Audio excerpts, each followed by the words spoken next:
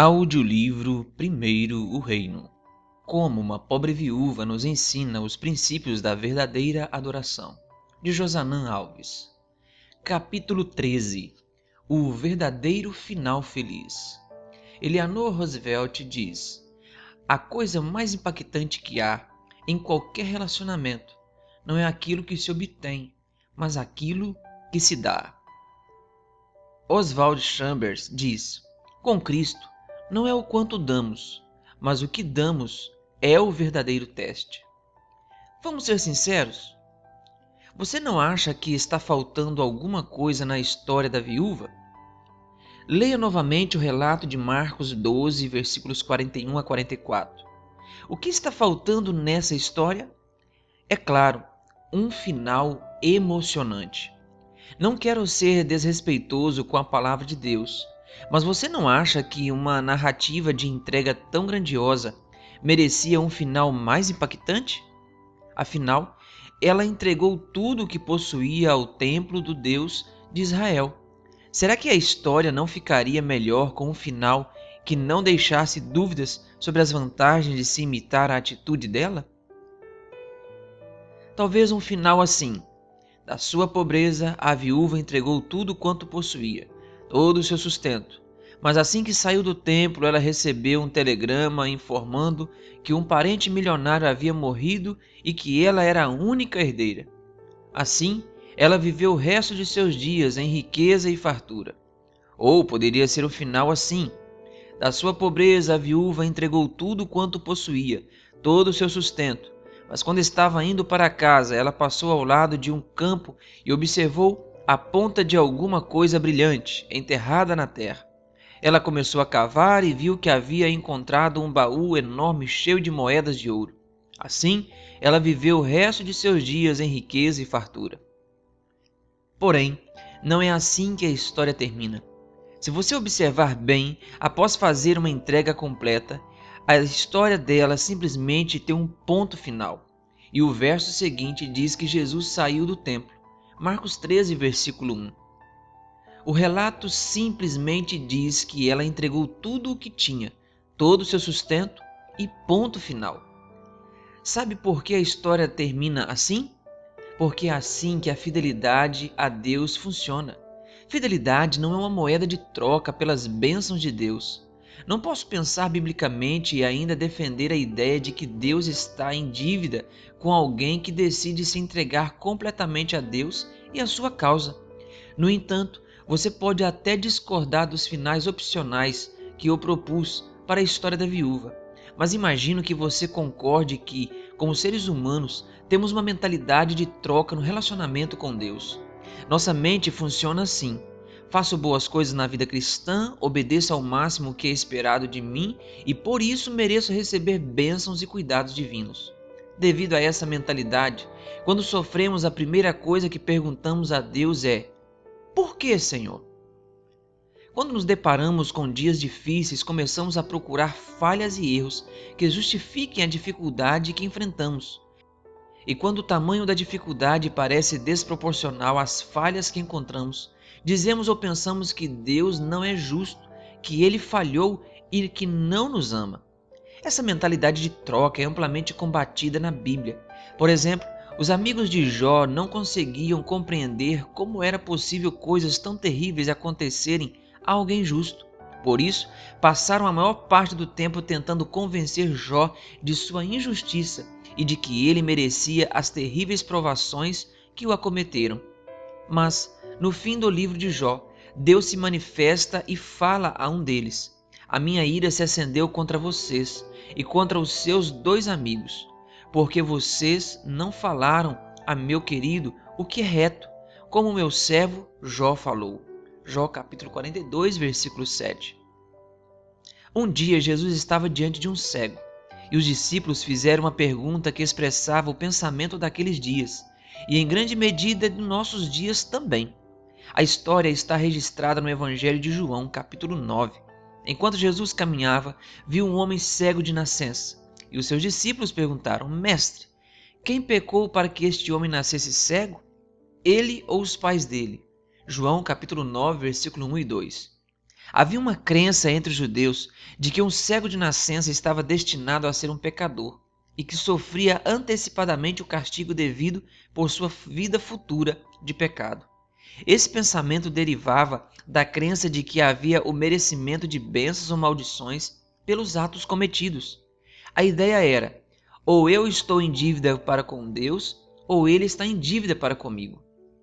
Em sua resposta, Jesus não negou que o homem ou seus parentes fossem pecadores.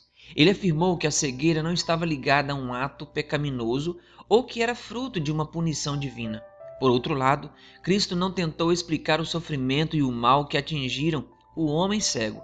Ele apenas respondeu que a glória de Deus seria manifestada por meio daquele sofrimento.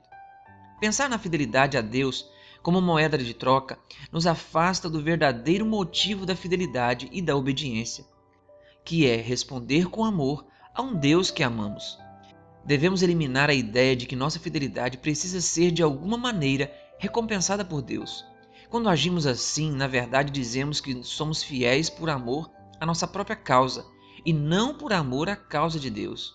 A seguinte ilustração pode nos ajudar a entender esse ponto. Era uma vez um jardineiro que conseguiu colher uma enorme cenoura. Ele a colheu e a levou para seu rei, dizendo: "Meu rei, esta é a maior cenoura que jamais colhi e jamais colherei.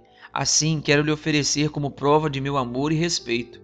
O rei se sentiu tocado e reconheceu a bondade no coração do homem, de modo que enquanto esse partia, disse o rei: "Espere, você é verdadeiramente um bom administrador da terra. Tem uma propriedade bem ao lado da sua.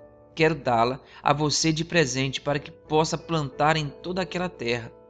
O jardineiro ficou surpreso e feliz, voltando para casa muito alegre. Porém, havia um nobre na corte do rei que presenciara toda a cena, e ele disse: "Ora, se é isto que se ganha com uma cenoura, o que aconteceria se eu desse ao rei algo ainda melhor?" No dia seguinte, o nobre se apresentou diante do rei e em suas mãos estavam as rédeas de um belo garanhão negro.